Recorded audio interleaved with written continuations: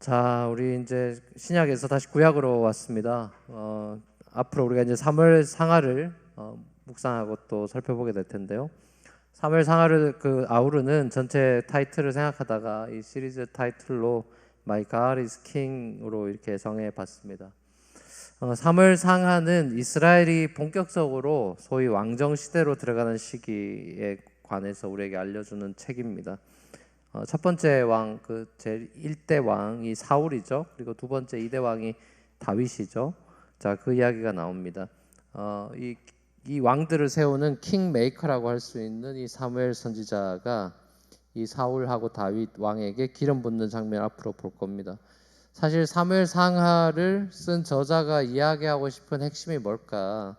자, 그걸 우리가 생각해 볼 때 이 사실은 다윗도 아니고 이 사울도 아닌 이 두 사람 얘기가 많이 나오지만 저자가 이야기하고 싶은 건 당연히 사울의 정기나 다윗의 정기는 아닐 겁니다. 그렇죠?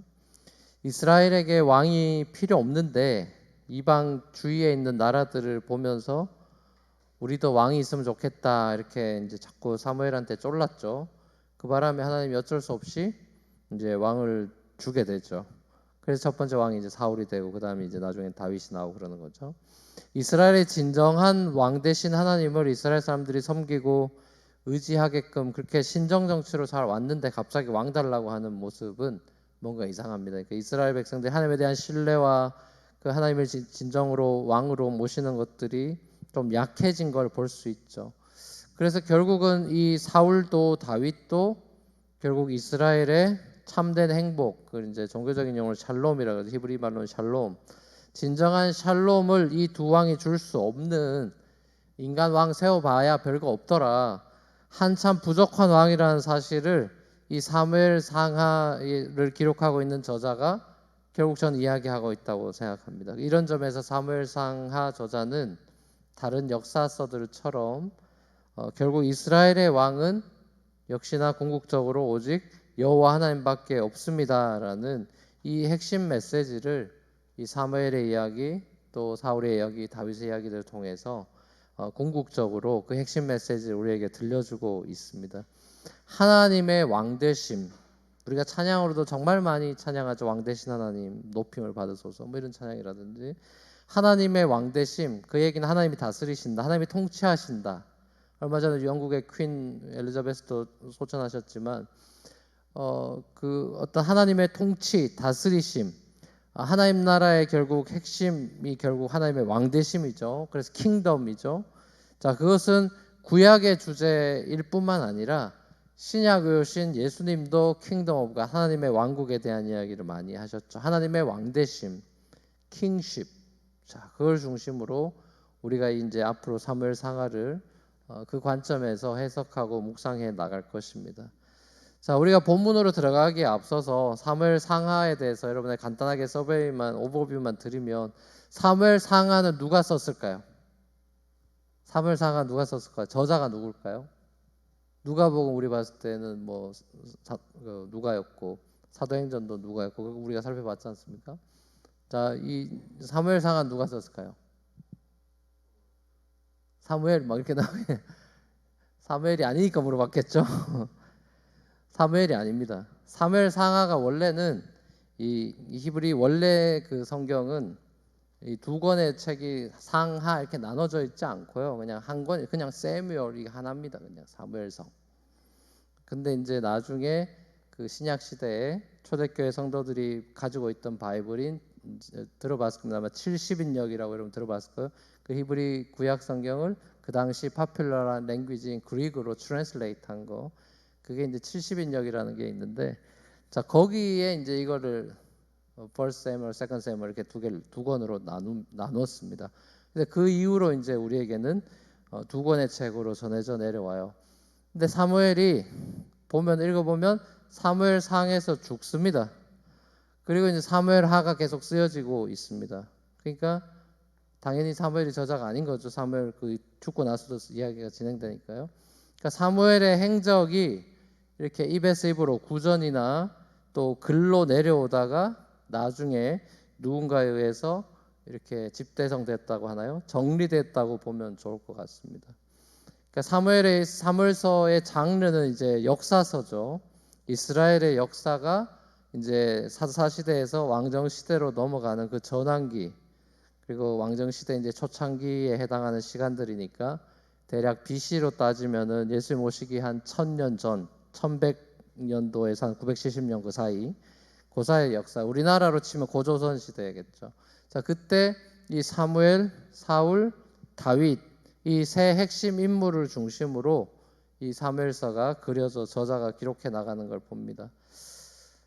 저자가 사무엘이 아닌데 책 제목이 사무엘이죠. 사울도 아니고 다윗도 아니고 사무엘이라는 게 좀 특이할 수도 있을 것 같습니다. 어떻게 보면 사무엘, 사울, 다윗 가운데 이 상하를 읽어보면 눈에 띄는 주인공은 다윗처럼 보이기, 누가 봐도 다윗 때문이죠.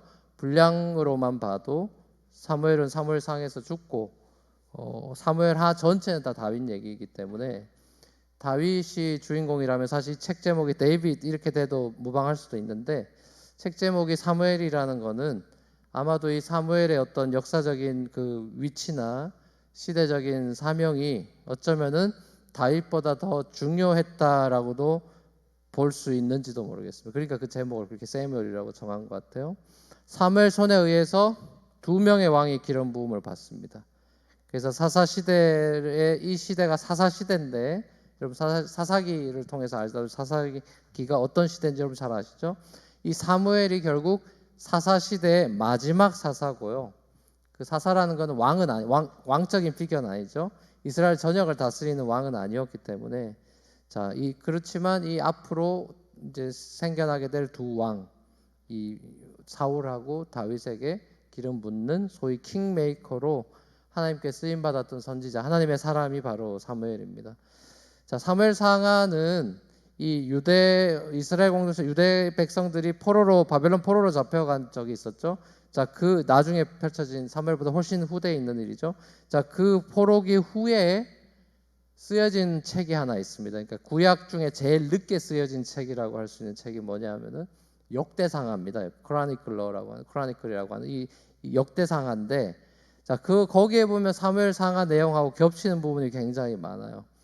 근데 이제 관점이 좀 달라서 자세히 읽어보면 이 사무엘 상하는 역대 상하랑 다르게 사울이 잘못한 거, 또 다윗이 잘못한 거 이런 거를 다 일일이 써놨습니다. 근데 역대 상하를 읽으면 다윗의 잘못이나 이런 거는 없어요. 그 뒤에 왜냐하면 다윗의 영광을 찬양하는 책이기 때문에 그 다윗의 영광을 회복하자는 띠이 있었기 때문에 그런 부분들은 많이 미싱돼 있고 관점이 그렇단 말입니다. 자, 그래서 아무튼 이 사무엘 상하는 인간 다윗도 너희들이 원하는 아이디어랑 킹이 결국은 아닌 거야라고 지적을 주고 있는 것입니다. 그러니까 이 역시나 킹십이라는 거는 하나님밖에 없다. 이걸 사무엘 상하는 보여주고 있습니다. 자, 오늘 본문의 배경이 되는 이 사사시대. 자, 이 시대는 이스라엘 백성들이 자기들을 출애굽시켜주고 구원해 주시고서 이제 가나안 땅으로 인도해 주신 하나님, 이스라엘의 왕 대신 그 하나님, 좋으신 하나님보다 이제 좋은 땅에 들어와서 가나안에 들어와서 이제 가나안의 신들이 있었죠. 바알과 아세라 같은. 자, 그런 신들에게 점점 이스라엘이 물들어가죠.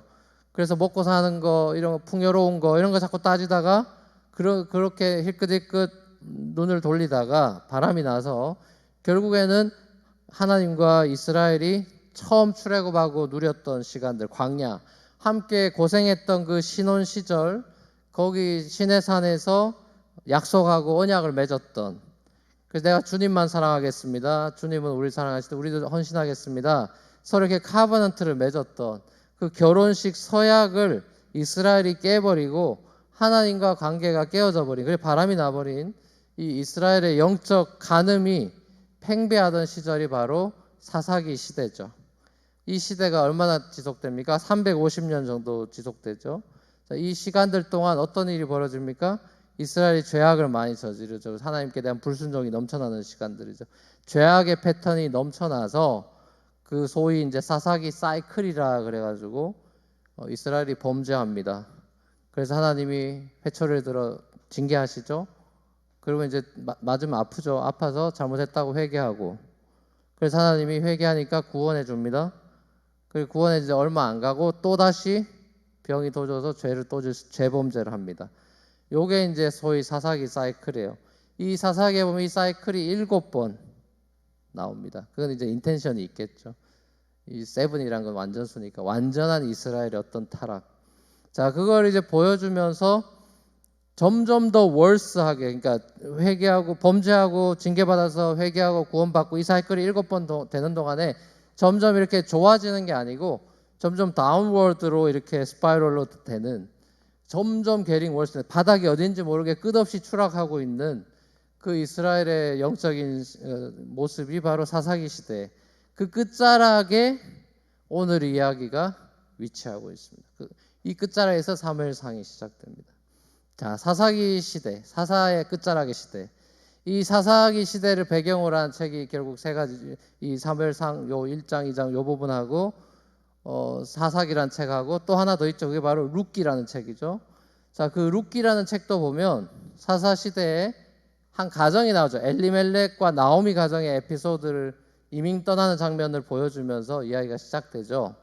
자, 룻기도 결국 영적 타락의 암흑기, 이 사사 시대에 하나님을 경외하고 사랑하는 이 무명의 여인들이 진주같이 숨겨져 있다, 이걸 보여주면서 하나님의 이야기는, 하나님이 끊임없이 이 세상을 사랑하고 구원하려는 구속사라고 하는 이야기는 사람들의 끊임없는 사사시대의 이런 범죄들에도 불구하고 하나님의 그 구원의 이야기는 계속해서 써내려져 가고 강같이 흐르고 있다. 이거를 그 연약한 여인들의 스토리를 통해 보여줍니다.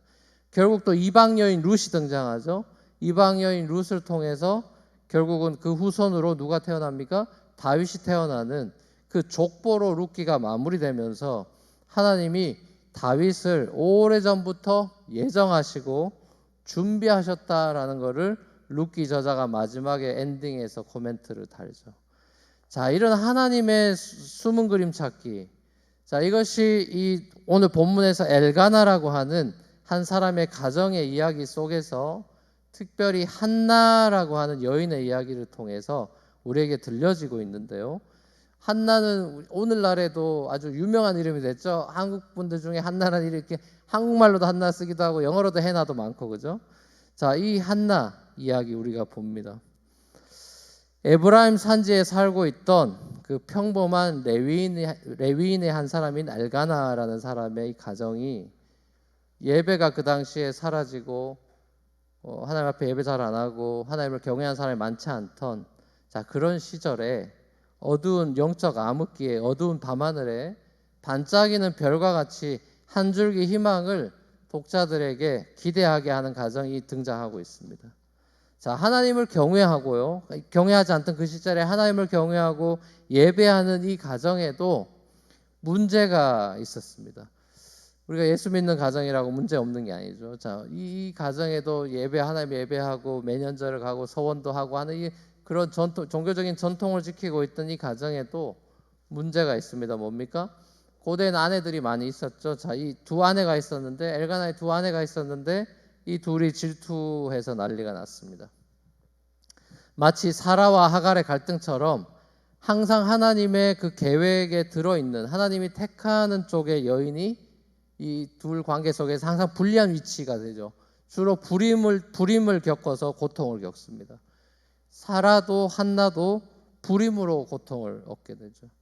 지금도 불임이라는 것은 굉장히 참 그 가슴 아픈 일이고 고통스러운 일이지만, 고대에는 불임하면은 잘 아시다시피 여러분, 이 이혼 사유가 되고, 우리나라 같은 데는 또 막 칠거지약이라 해서 특별히 아들을 못 낳으면 막 집에서 쫓겨나고 그렇게 되는 그런 어처구니 없는 일들이 있었죠. 자, 지금은 일부러 막 아이를 안 가지려고 하는 부부들도 많이 한국에는 있다고 하지만, 고대 불임이라고 하는 거는 가정적으로는 말할 것도 없고 사회적으로 이런 수치와 불명예를 안고 살아가야 되는 엄청난 고통, 여인이 감당하기 어려운 굉장한 고통이었습니다. 극심한 고통이죠. 자, 그래서 엘가나의 아내인 한나가 이런 고통을 껴안고 살아가면서 너무너무 힘든 겁니다. 더더군다나 힘든 거는 이스라엘 공동체 안에서 이렇게 불임이라고 하는 것이 그냥 생물학적으로 바이올로지컬리 문제가 있는 걸로 끝나는 게 아니라 이게 영적인 문제로 취급받아서 하나님이 임신 안 시켜주는 걸로 하나님의 축복을 받지 못하는 걸로 여겨져서 이게 안 그래도 힘든데 영적으로 열등감에 내가 이게 지금 하나님께 뭘 잘못했나 이런 생각에 빠지게 만들어서 영적인 열등감 또 좌절감 이런 것까지 겹쳐가지고 소셜 프레셔와 또 스피리추얼 어떤 디프레션, 자 이런 것 때문에 엄청나게 힘든 시간들을 보낼 수밖에 없는 거죠. 자 그래서 이 엘가나 가정이 매년 성소가 있는 실로라는 데 가서 이제 매년 가정 예배 이제 자원제로 예배를 드리는데, 자 어느 날 이제 어느 해는 이 분인나의 핍박으로 인해서 한나의 마음이 너무너무 고통스러워서 모여가지고 이제 하나님께 예배하고 제사 가정 예배 드리고 나서 이제 펠로십 다 밥 먹고 이제 친교하는 그런 자리에서 한나가 그 자리에서 일어나서 혼자 성소로 향했다 이렇게 되어 있습니다. 사무엘상 오늘 읽은 우리 9절 말씀 다시 한번 더 읽어보겠습니다. 같이 한번 읽겠습니다. 1장 9절 시작. 한 번은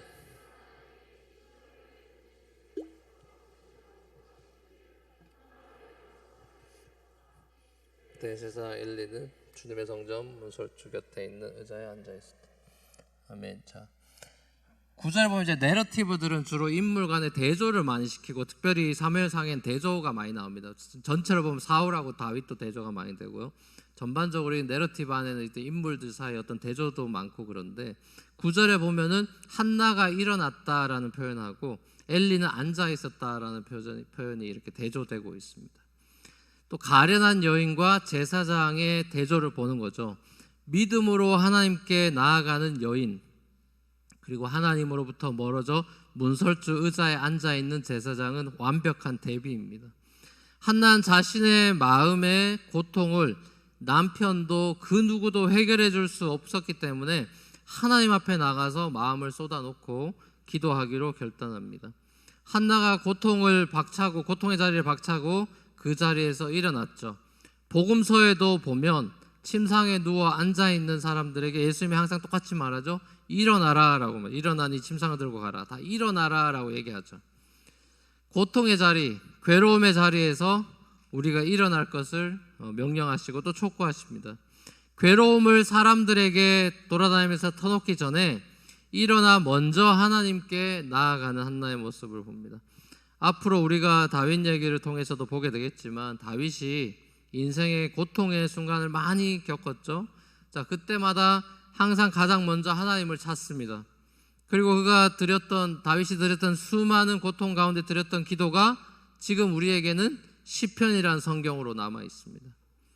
자, 근데 때로는 우리는 어려운 일을 만나고 고통스러운 일을 만나고 그래도 그게 너무 내가 감당하기 힘들어서 그 자리에서 한나처럼 일어나지 못하는 경우도 꽤 있는 것 같아요. 소위 말하는 어떤 깊은 영적인 침체, 또 무기력의 늪으로 빠질 때도 있는 것 같아요. 자, 근데 하지만 우리가 한나처럼 그 자리에서 일어나는 훈련을 해야 됩니다. 한나의 이 일어남이 한나의 인생을 바꾸어 놓은 터닝 포인트가 됐습니다. 사실 그런 것 같습니다. 우리 삶을 보면 그런 것 같아요. 여러분을 결정적으로 바꾸어 놓은 어떤 터닝 포인트가 되는 어떤 한 예배, 혹은 어떤 한 수련회, 어떤 한 기도회, 어떤 한 순모임, 뭐 이런 그 터닝 포인트가 되는 것, 영적인 터닝 포인트가 되는 그런 것들이 추억이 있을 겁니다. 지난 우리 레이버데이 그 위켄드에, 롱 위켄드에 있었던 청년부 수련회나 또 시드 수련회, 우리 청년들이 다 이제 3년 만에 처음으로 수련회 다시 모여서 이 팬데믹을 뚫고 이 시대를 뚫고 일어나는 그런 계기가 전 되었으리라고 믿습니다. 하나님께 기도하면서 나아가는, 서로를 위해 기도하고 또 하나님께 진지하게 기도하며 나아가는 청년들의 모습을 보면서 저는 참 굉장히 감사했고, 참 이 어두운 시대에 다들 걱정하는, 다음 세대를 걱정하는 이 시대에 빛나고 있는 그런 한나 같은 믿음의 사람들이구나, 저 그걸 느끼면서 굉장히 감사했습니다. 한나가 엘리 제사장에게 말했던 것처럼 마음이 괴로워서 하나님께 심정을 토로하기 위해서 믿음으로 일어났습니다. 엘가나 붙잡고 분인나 단돌이 좀 하라고 잔소리해서 될 문제가 아닌 걸 알았던 거죠. 분인나 찾아가서 불인나 머리끄댕이 붙잡고 해서 해결될 문제가 아니죠. 이 문제는 오직 하나님께만 그 해결점이 있다는 걸 가지고, 그 믿음을 가지고 하나님께 나아가는 한나를 보는 겁니다. 결국 한나의 이 고난 중에 드리는 기도는 그냥 사무엘 받는 어떤 하나의 개인 기도 응답의 차원을 넘어서 버렸죠. 자, 그 얘기를 보는 거죠. 사사 시대에서 왕정 시대로 넘어가는 하나님의 뉴 챕터, 하나님의 구속사의 뉴 챕터를 써내려가는 신호탄 역할을 하게 됐죠.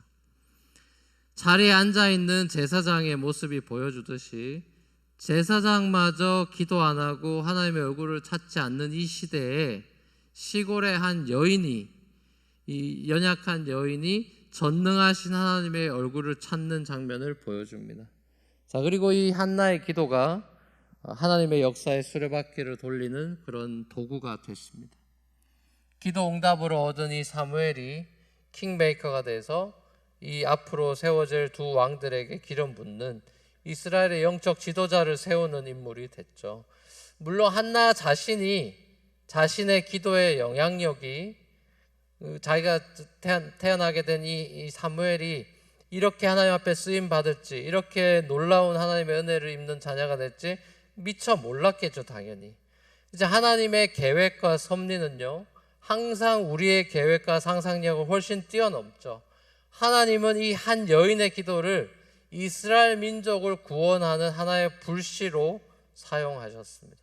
보십시오. 우리 이 한나 이야기 통해서 이런 걸 깨달아야 돼요. 하나님이 제사장이라고 하는 번듯한 명문 가문이나 스펙이 탁월한 사람들을 통해서 하나님이 역사를 이끌어가는 게 아니에요. 하나님은 이제 사울 얘기나 다윗 얘기에서도 보겠지만 하나님은 외모로 취하지 않고 중심을 보시죠. 그죠? 하나님은 명문 가문, 스펙 좋은 거 이런 걸 가지고 쓰는 게 아니라요.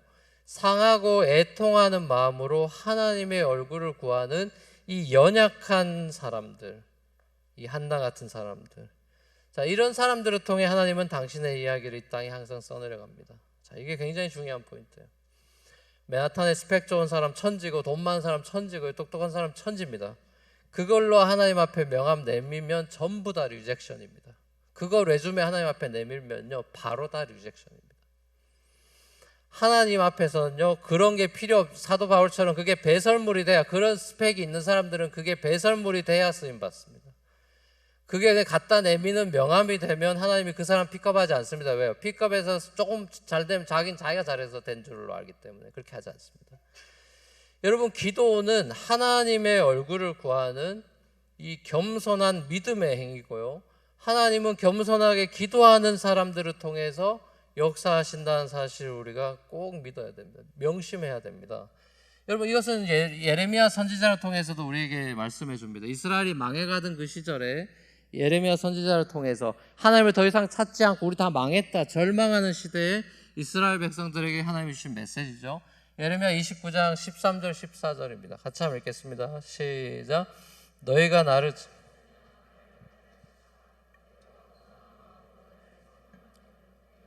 만나주겠다. 나 주의 말이다. 네. 아멘. 옛날에는 이 온전한 마음이, 옛날 번역엔 전심으로 오라고 돼 있죠. 하나님이 언제든지 여러분을 만날 준비가 되어 있는 분이라고 우리가 여기서 말씀 보면 알 수가 있죠. 온전한 마음으로, 전심으로 하나님을 찾고 또 찾으면 내가 만나주겠다. 약속하신 하나님의 말씀을 우리도 붙잡고 주님 앞에 만나주시겠다 약속하신 그 말씀을 붙잡고 우리도 기도의 자리로 나아가야 되겠죠.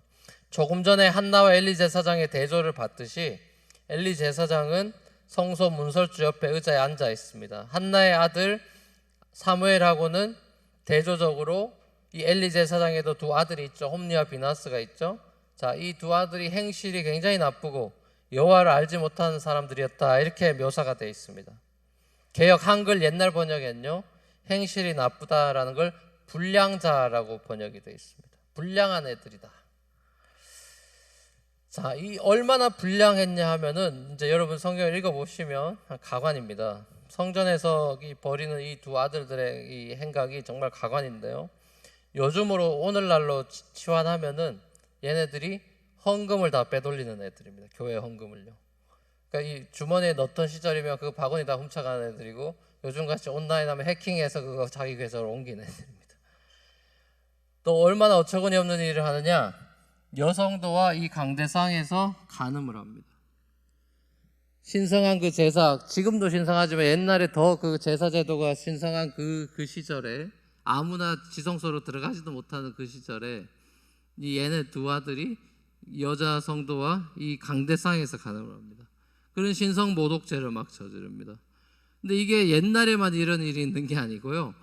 요즘도 이런 일이 벌어집니다. 여러분, 기가 막히죠? 제가 한 몇 년 전에 저 청년 라이드를 주다가 그 어떤 계기였는지 잘 기억이 안 나는데 하여튼 그 청년이 제게 자기가 옛날에 다녔던 교회 청년부에서 그 찬양팀 리더하는 친구랑 자매가 교회에서 간음을 강대상에서 했다는 겁니다.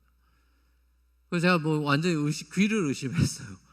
요즘 시대에도 이런 애들이 있나? 야, 얼마나 간이 배 밖에 나왔으면 예배당 이 강대상 여기서 그런 성적인 행위를 간음을 하는가? 제가 정말 듣고 귀를 의심했습니다. 근데 여기 사무엘에 나오는 홈리와 비나스가 그런 애들입니다. 자, 이런 아들을 둔 엘리 제사장이라면 어떻게 해야 될 것 같아요? 하나님 앞에서 땅을 치고 통곡하고 기도하고 매달려야 될 것 같은데 자리에 앉아 있습니다. 나중에 줄초상 나는 장면을 보죠. 이게 오늘날 우리 시대의 모습을 반영하고 있는 거 아닌가, 그런 생각을 해보게 됩니다. 우리 시대도 다른 제3세계나 아프리카나 이런 복음이 뜨거운 데 말고 이런 지금 복음의 그 능력이 있는데도 불구하고 그 의지하지 않고 가난화되고 세속화되는 한국이나 미국 같은 상황을 보면 세속 가치가 막 교회까지 들어오고 크리스찬들을 막 괴롭히고 이제 유혹하고 그래서 영적으로 막 타락하게 되고 하나님으로부터 점점 멀어져가는 이런 시대에 우리가 지금 살고 있는데, 자, 그래서 자기 문제를 들고 또 가정에 있는 여러 가지 문제를 들고 또 이 시대의 아픔을 끌어안고 하나님께 나아가서 기도하고 하나님 앞에서 기도하고 통곡해야 될 것 같은데 엘리 제사장처럼 눈물이 말랐습니다. 크리스찬 가정의 다음 세대 아이들이 이제 우리가 보면 알지만 점점 더 그런 음란한 문화에 노출이 많이 되죠. SNS 영향으로 점점 더 그런 세속 문화의 영향을 많이 받는 거 우리가 봅니다.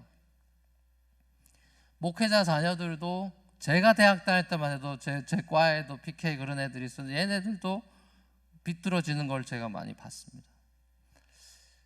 결국 이 한나와 사무엘의 부모 자녀 관계, 한나랑 사무엘의 부모 자녀 관계하고 이 엘리와 홈리 비나스 부모 자녀 관계가 굉장히 사무엘상에서 또 대조적으로 비춰지고 있습니다. 엘리와 홈리 비나스의 관계는요, 영적으로 완전히 무너져서 같이 망해가는 걸 봅니다. 이게 사사 시대의 가정의 대표적인 전형을 보여주는 것이죠. 제사장 가정도 이 모양이다라는 걸 보여준다는 소리입니다. 쉽게 말하면 여호와를 알지 못하는 이런 다른 세대가 일어난 사사 시대를 보여주는 거죠. 자, 왜 다음 세대들이, 이스라엘의 다음 세대들이 여호와를 알지 못하는 그런 다른 세대가 됐을까요? 그게 사사기에 나오는 핵심 메시지, 2장에 나오는 핵심 메시지죠. 왜 이 사사기 시대에 얘네들이 망했나? 왜 다음 세대들이 여호와를 알지 못하는 다른 세대가 되어버렸나? 자, 지금 한국 교회도 약간 그런 조짐들이 보이고 있죠. 왜 그럴까요? 제가 주일학교애들이나 또 시드 공동체나 성형 공동체나 이렇게 가서 제가 알고 있는 청년들하고 대화하고 아이들하고도 얘기해보고 다 하면요, 제가 느끼기엔 다음 세대는 문제가 없어요. 사실 순수하고요, 말씀 암송 우리보다 더 많이 하고요, 성경 더 좋아하고요, 찬양 더 좋아하고 예배 더 좋아하고, 애들은 문제가 없습니다. 팬데믹 동안에도 애들은 전혀 문제가 없어요. 온라인 예배에서 어른들만 힘들어하지 애들은 그 팬데믹 동안에도 힘들지만 그래도 그 찬양하고 성경 통독하고 또 필기도 하고 하는 것들을 애들이 잘 합니다. 그러니까 다음 세대는 제가 보기엔 문제가 문제 아예 없진 않겠지만 어른들보다 문제가 적고 스케일이 작아요. 결국에는 부모 세대가 신앙의 모범을 보이지 못한 것이 핵심입니다. 부모들이 신앙보다 현실이 더 중요하고 하나님보다 바알이, 돈이 더 중요한 것처럼 살아가는 그 부모 밑에서 자녀가 다 보는 겁니다. 보는 게 아니라 다 보여지는 겁니다. 그냥 엄마 아빠가 하는 행동이 다 보여지는 거예요. 교육은 보여주는 게 아니라 보여지는 거니까요. 보여지는 겁니다. 그런 모습이. 한국 같은 경우가 이 주일학교 없는 교회가 80%라 그러죠. 그 다음 세대가 교회에 없다. 이 소리 들은 지 벌써 10년이 넘어갑니다. 다음 세대들이 교회 안에 왜 없습니까? 애들이 왜 교회 안 올까요?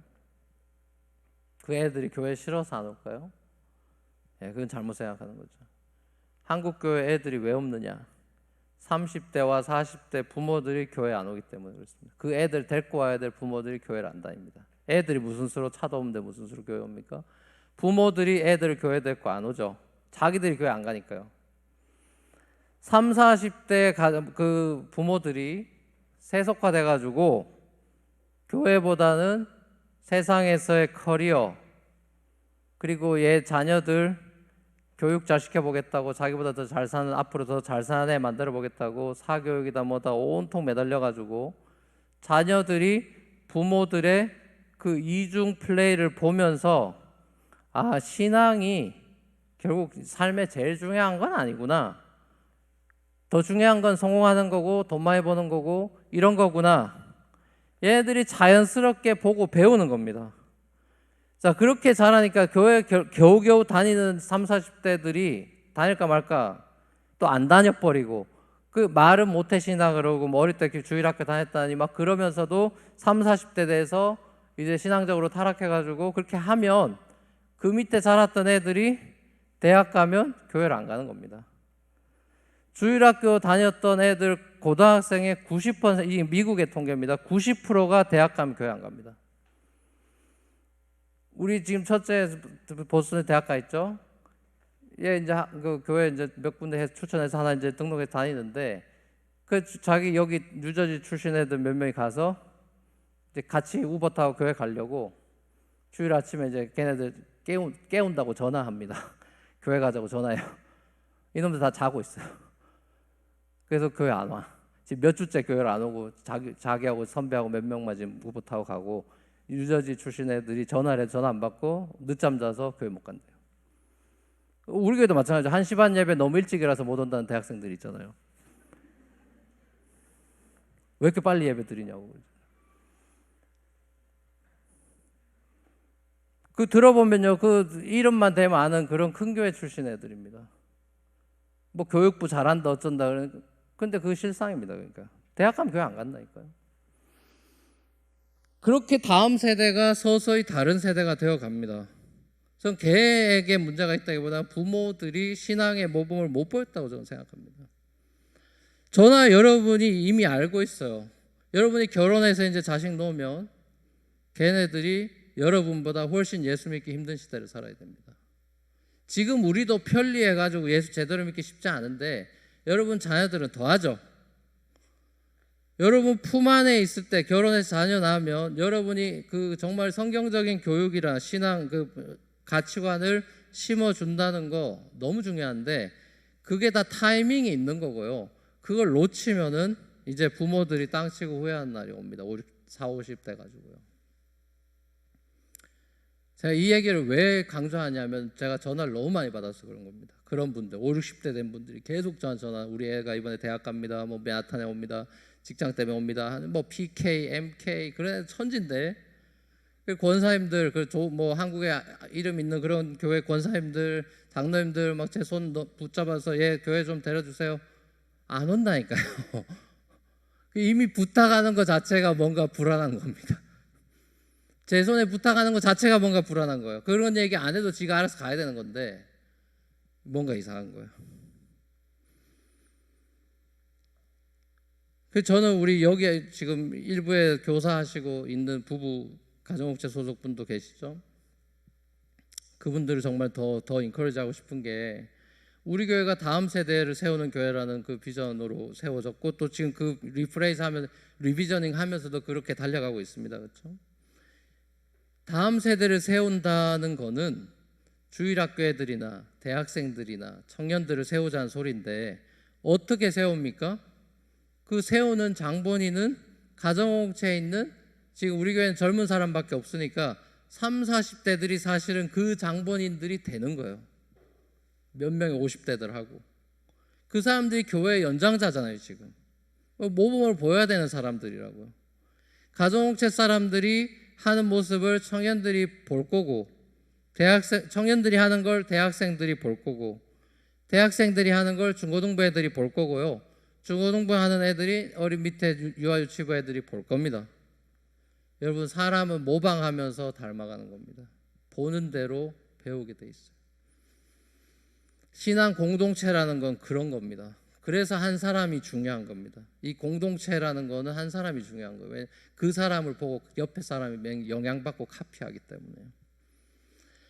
여러분이 우리 교회에 길을 내는 파이오니어들이고 길을 내는 사람들입니다. 앞으로 계속 우리 다음 세대들이 올라오겠죠. 여러분이 낸 길로 걔네들은 가는 겁니다. 별 수 없죠. 그게 역사죠. 그게 우리 교회 역사가 될 겁니다. 우리 교회 비전이 다음 세대를 세우는 교회가 이 결혼한 사람들, 또 이제 나이가 들어가는 청년들, 여러분이 어떻게 하느냐에 따라서 다음 세대의 운명이 달려 있습니다. 이건 책임입니다. 나이가 들어간다는 건 책임이 늘어난다는 거예요. 거들먹거리고 권리가 늘어나는 게 아니라 나이가 들어간다는 건 책임이 늘어가는 거예요. 거기에 따른 성숙도가 따라야 되는 것이에요. 나이 40인데 철없이 군다, 그런 것들은 부끄러운 줄 알아야 되는 것입니다. 여러분이 이제 가정을 이루고 책임감이 늘어나고 이 시대 앞에서도 시대적인 소명을 느끼고 하나님 나라의 내 역할을 고민하고, 내 그냥 한 사람의 개인의 인생으로 끝나는 게 아닙니다. 한나의 인생이 개인의 인생으로 끝나는 게 아니고 사무엘이 자기 개인의 라이프를 즐기다 끝나는 게 아니죠. 하나님의 꿈은 그걸 훨씬 뛰어넘는다니까요. 여러분의 앞으로의 삶의 주인이, 여러분의 삶의 주인, 여러분 아버지 가정을 이루고 결혼하면 그 가정의 주인이 하나님이라는 거를 완전히 각인시키지 않으면, 그래서 하나님의 나라 킹덤 오브 갓이 여러분 가슴에 완전히 인박히지 않으면 여러분들은 마이 킹덤을 빌드업하느라 정신없이 살게 될 것입니다. 그리고 땅치고 후회한 날이 오는 것입니다. 여기 결혼한 분들은 10월 11월에 열리는 가정목제 수련회 꼭 참석하시면 좋겠어요. 정말 오랜만에 수련회 가는 겁니다. 기도의 자리에 오셔야 돼요. 애들 때문에 핑계대고 저 핑계대고 못 참석했던 거 이제 애들 놔두고 맡기고라도 친구한테 맡기고라도 오셔서 여러분이 살아야 자녀들이 삽니다. 지역에서 우리 이제 맨하탄에서만 하니까 멀어서 안 온다, 뭐 코로나 핑계대고 어쩌고 해서 이제 자꾸 안 모이는 말세가 되면 안 모인다고 성경에 나와 있죠. 히브리서에 나와 있죠. 옛날 이미 초대교회 때부터 그런 현상이 생겼죠. 모이기를 패한 어떤 습관과 같이 하지 말아라. 이 핑계 저 핑계 되기 시작하면은 뭐 다 안 되는 거죠. 자, 그러니까 우리가 이제 그러면 지역으로 가겠다, 당신 집 앞으로 갈 테니까 와라고 지역별 지금 계속 쓰면서 광고 나오잖아요. 근데 가도 안 와. 그럼 어떻게 돼요? 집 앞에 와도 만약에 안 오면 어떻게 돼요? 죽어간 사람들 살려주겠다고 교회도 백방으로 노력하고 신방하겠다, 뭐 같이 대화하자, 기도하자. 여러분들 그런 기회를 살리셔야죠. 지역에서 열리는 이 수요예배 같은 경우도 청년이든 대학생이든 또 아이들이든 또 결혼한 사람들이든 모두가 참여하는 자리입니다. 공동체라는 걸 기억하는 자리죠. 엘리처럼 의자에 앉아있지 말고 한나처럼 일어나서 하나님 얼굴을 구하고 온전한 마음으로 하나님께 나아가는 그런 회복이 우리에게 절실한 시절입니다. 이 사사시대입니다. 여러분이 살아야 여러분 주위의 사람들이 삽니다. 순장이 살아야 순원이 사는 거고요. 여러분이 책임을 맡은 사람들은 그 사람들이 살아나야 됩니다. 그 수밖에 없어요. 사랑하는 우리 뉴프런트 교회 젊은이 여러분, 한나가 자기의 사랑하는 외아들을 결국엔 하나님께 이제 젖될 무렵에 바치죠. 그렇죠? 나시린으로 바칩니다. 자, 그것도 쉬운 일이 아니죠. 그 하나밖에 없는 애, 그 금이야오기야 키워도 눈에 넣어도 아프지 않은 애를 하나님께 바칩니다. 그래서 떨어져 지내는 시간들을 가집니다. 자, 그 대단한 헌신이죠. 자, 근데 하나님 보십시오. 하나님은 자신의 외아들을 이게 그냥 내주는 게 아니라 십자가에서 죽입니다.